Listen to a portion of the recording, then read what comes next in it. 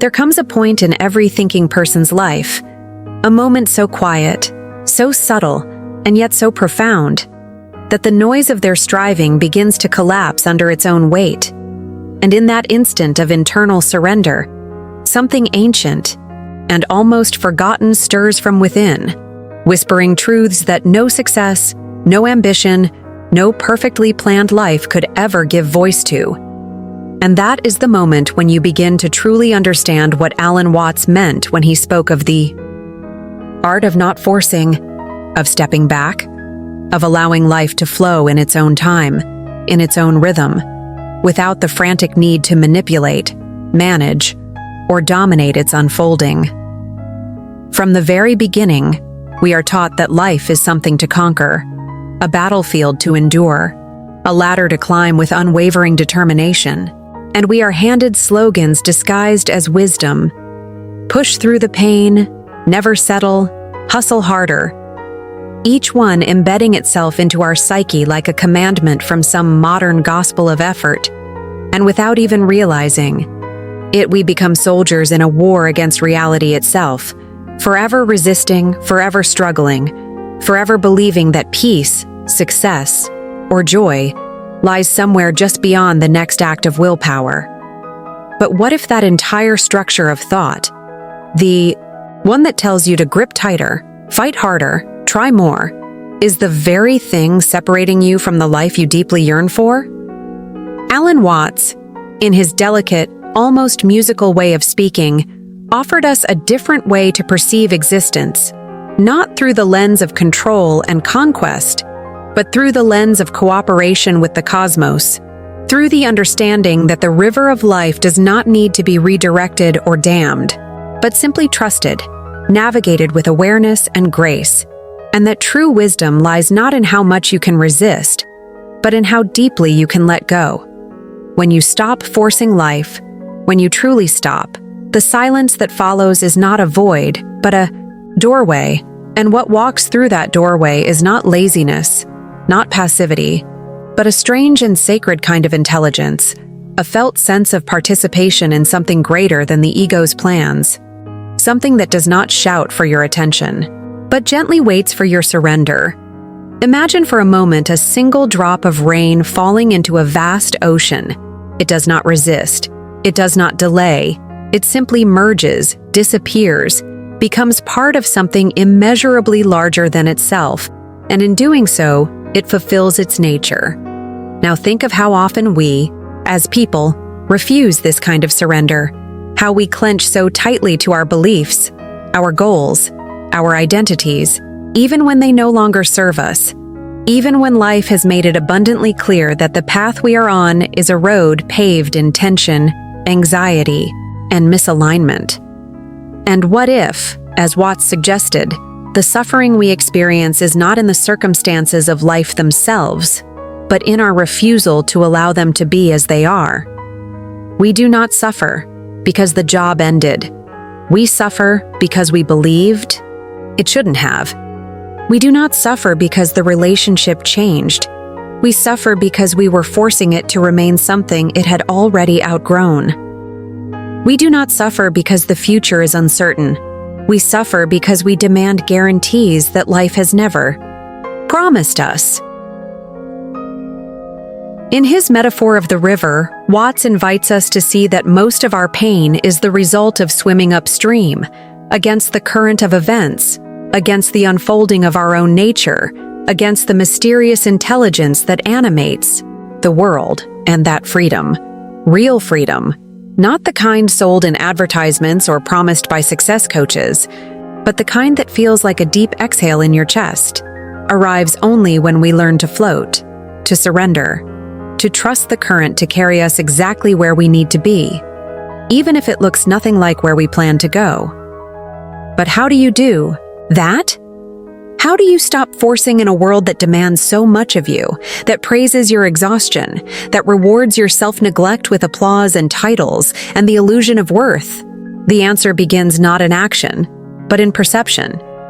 In seeing, clearly and without judgment, how deeply we have been conditioned to distrust life, to assume that unless we are constantly intervening, everything will fall apart. Watts did not merely preach surrender as a spiritual abstraction. He lived it as a philosophy, as a psychological necessity, especially in a world that has been addicted to speed, addicted to proving, addicted to controlling every outcome.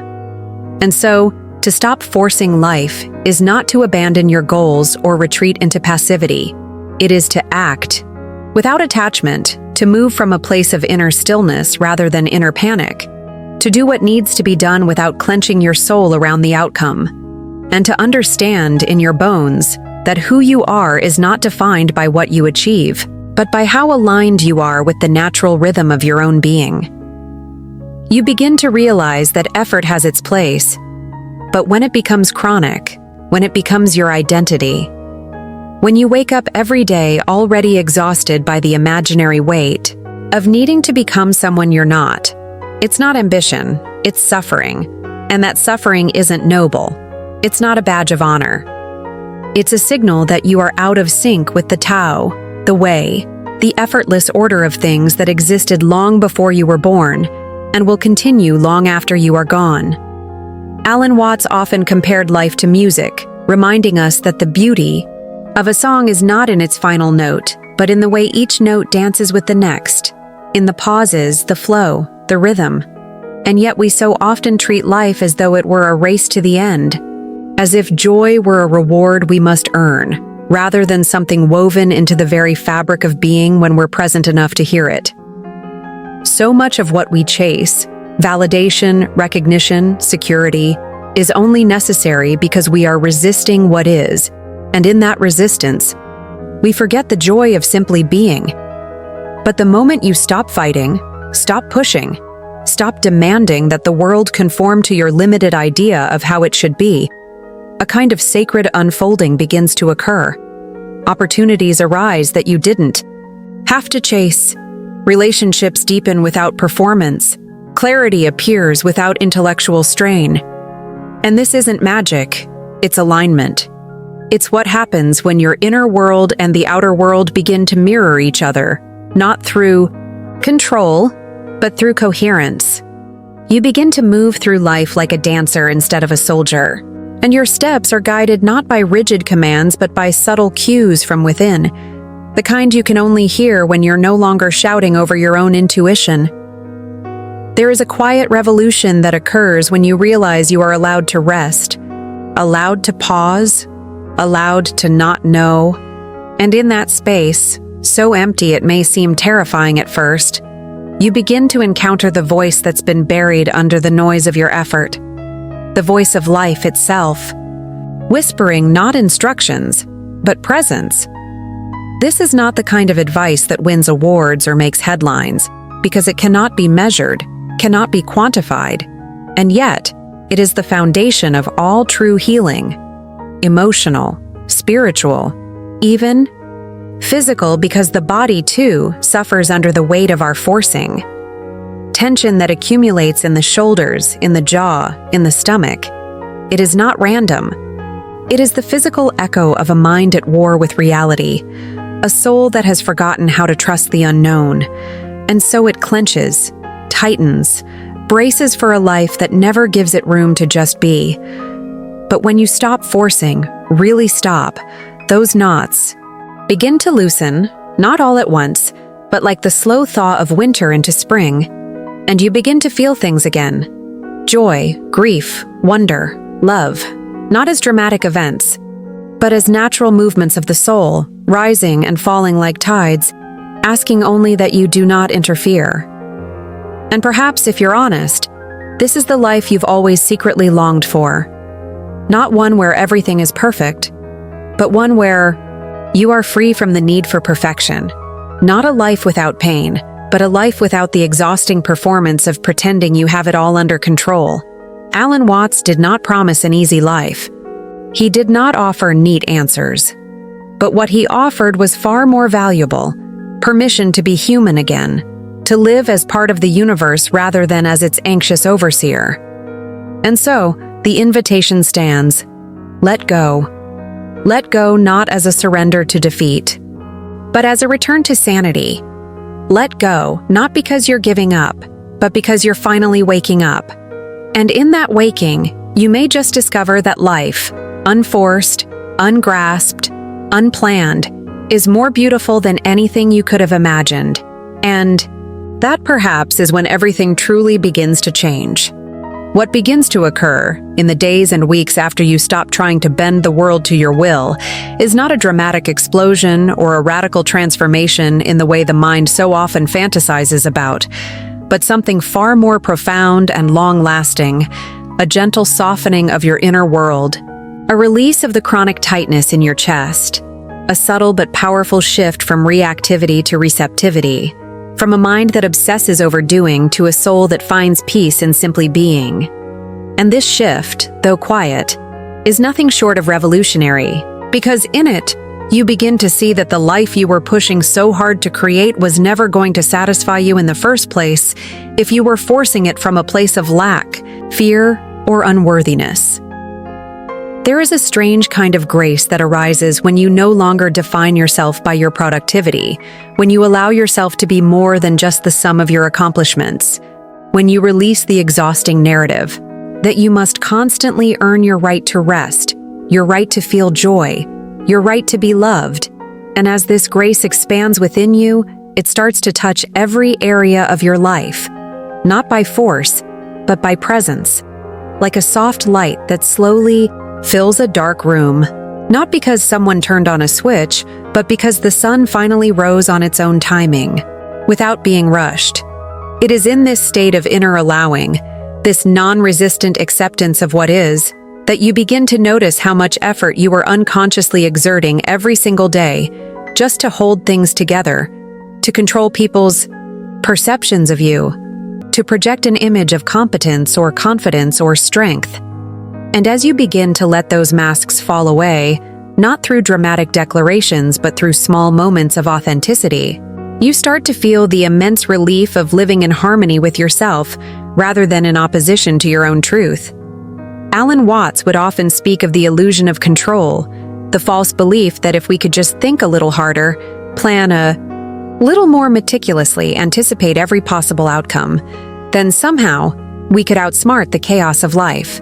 But what he gently revealed was that the chaos we feared was never really outside us. It was within, born from our refusal to accept that uncertainty is not a mistake in the system, but the very nature of the system itself. And in this realization, you begin to make peace not just with the unknown, but with your own vulnerability, your own limits, your own humanity. There's a kind of wisdom that only reveals itself in stillness, a wisdom that cannot be accessed through urgency, through performance, or through trying to be anything other than what you already are. And once you've tasted that wisdom, even for a moment, you find yourself less interested in the superficial markers of success and more drawn to the quiet, sacred spaces where real life unfolds, spaces of silence, of nature, of genuine conversation, of sitting with your own breath and realizing that nothing needs to be added to this moment for it to be enough.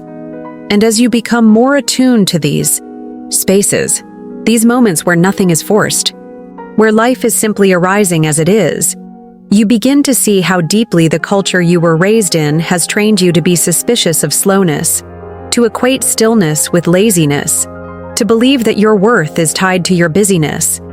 And perhaps, for the first time, you question whether the life you were taught to strive for is actually the life your soul longs to live. This is where the real awakening begins, not in rejecting the world, but in no longer letting it dictate the tempo of your inner life, in realizing that you can participate in the world without being enslaved by its noise, its urgency, its obsession with achievement. And in this awakening, something radical happens. You stop trying to be impressive and start becoming real. You stop trying to be right and start becoming honest. You stop trying to arrive and start becoming present. The paradox, as Watts so often pointed out, is that it's only when we stop chasing happiness that we find it. Only when we stop needing everything to make sense that we feel peace. Only when we stop grasping for control that we feel truly safe, because control was never safety.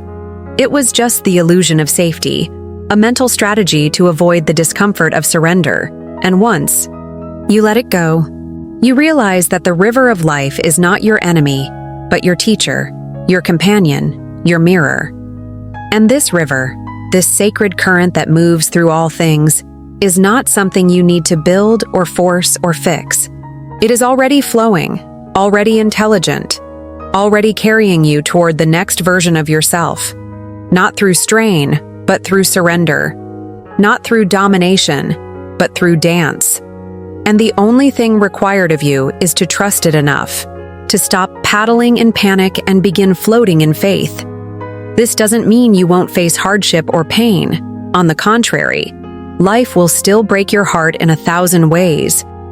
But you'll begin to see that heartbreak is not failure. That pain is not punishment. That loss is not the enemy, but the alchemist. And when you stop resisting what is, you allow your suffering to become your teacher rather than your tormentor. In that space of non-resistance, even grief begins to glow, with a strange light, because it no longer has to compete with your expectations or your denial. It simply becomes what it is, a sacred wave moving through the shore of your soul, washing away what no longer serves you, and revealing, beneath all the noise, the quiet truth that you are held, that you are whole, that you are part of something unimaginably vast and tender, and beyond your comprehension. And when you live from this place, not occasionally, but as a way of being, everything begins to change. Relationships deepen, not because you fix them, but because you stop performing and start listening. Creativity blossoms not because you force inspiration, but because you become receptive to the muse of the moment. Healing occurs not because you fight your wounds, but because you finally make space for them to breathe. You may find that opportunities come to you more naturally, not because you chase them down, but because your energy no longer repels them with tension and desperation. You may notice that synchronicities appear more often, that people enter your life at the exact right moment, that things align in ways your logical mind could never have predicted. And none of this is magic. It's just what happens when you're no longer blocking the flow of life with your insistence on controlling its every twist and turn.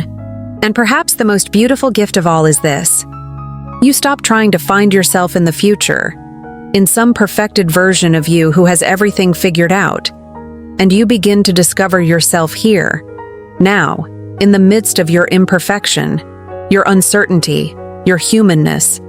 And in doing so, you begin to live, not just survive, not just achieve, but truly, deeply live. Because when you stop forcing life, you begin to see that life was never meant to be forced. It was meant to be felt,